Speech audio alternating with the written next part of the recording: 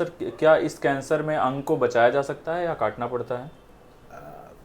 अब जैसे इतना एडवांसेस हो गया है तो जी। 99% पेशेंट में हमारी कोशिश यही रहती है कि जिस पार्ट में कैंसर हुआ है, जैसे पैर में हुआ है या हाथ में हुआ जी। है, तो उसको बचाया जाए।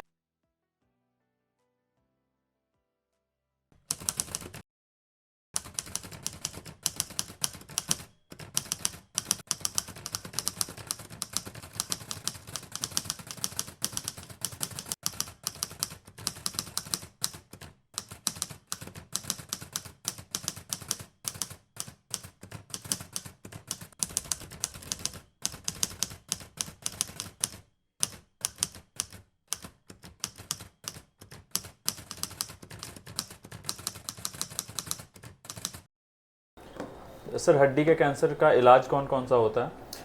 हड्डी के कैंसर का 3 तरीके से इलाज है, जिसमें मेजर पार्ट सर्जरी का है। तो सर्जरी एक तरीके का इलाज जो कि मेन है, बाकी कीमोथेरेपी और रेडिएशन थेरेपी भी हम पेशेंट्स को देते हैं। ओके। सर क्या इस कैंसर में अंग को बचाया जा सकता है या काटना पड़ता है? अब जैसे इतना एडवांसेस हो गया है तो जी। 99% पेशेंट में हमारी कोशिश यही रहती है कि जिस पार्ट में कैंसर हुआ है, जैसे पैर में हुआ है या हाथ में हुआ जी। है, तो उसको बचाया जाए। उसको लिम्ब सैल्वेज सर्जरी बोलते हैं।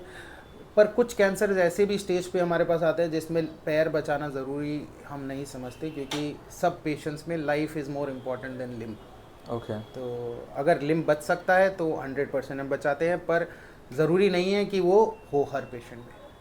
सर ये लिम्ब सर्विक्स सर्जरी क्या होती है, इसके बारे में थोड़ा सा?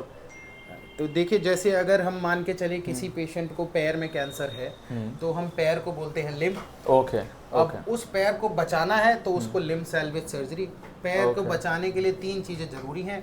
उसमें खून का संचार चलते रहना, तो मेन आर्टरी बचाना, उसकी मेन नर्व को बचाना और मेन जॉइंट को बचाना। अगर ये तीनों चीज़ें एक पैर में बच सकती हैं कैंसर को निकालने के बाद, तो हम वो पैर को बचाते हैं, उसे लिम्ब सैल्वेज सर्जरी बोलते हैं। ओके। ओके, ठीक है।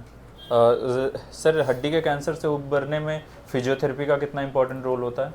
देखिए, कैंसर निकलने के बाद फिजियोथेरेपी तो बहुत मेन चीज़ है, क्योंकि अगर जब हड्डी का कैंसर निकलेगा तो आसपास की सारी मांसपेशियां चली जाएंगी। ओके। आपकी नॉर्मल हड्डी को रिप्लेस कर दिया जाएगा एक मेटल की हड्डी से।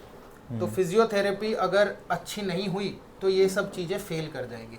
तो नॉर्मली हर पेशेंट की फिजियोथेरेपी एटलीस्ट 1 ईयर तक तो चलती है हड्डी के कैंसर जी। में। जी। रेगुलर फिजियोथेरेपिस्ट, उस फिजियोथेरेपिस्ट का आपके साथ इमोशनल अटैचमेंट होना, आपको एग्रेसिवली उसको मोटिवेट करना, ये बहुत ज़रूरी है। सिर्फ पेशेंट का नहीं, फैमिली का भी मोटिवेशन बहुत ज़रूरी रहता है, क्योंकि सारे ज़्यादातर बच्चे होते हैं, तो उनको एग्रेसिव फिजियोथेरेपी कराना आसान नहीं होता है। जी। जी। तो वो सब चीज़ें देखते हुए बहुत ज़रूरी रहता है फिजियोथेरेपी और रिहैबिलिटेशन।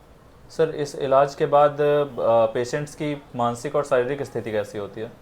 देखिए, पहली डायग्नोसिस पे ही मानसिक स्थिति आप समझ सकते हैं कैंसर पेशेंट की कैसी हो जाती है। बच्चे ज़्यादातर उतना सोशल स्टिग्मा नहीं रहता है उनमें, तो उन्हें इस एनवायरनमेंट से चीज़ें परे हैं, तो उनसे ज़्यादा फैमिली का इमोशनल स्टेटस हैम्पर हो जाता है। जब 5 साल या 6 साल के बच्चे को कैंसर डायग्नोस हो जी। जाता है, जी। तो इमोशनल स्ट्रांग होना पेरेंट्स का बहुत ज़रूरी है बच्चों के लिए।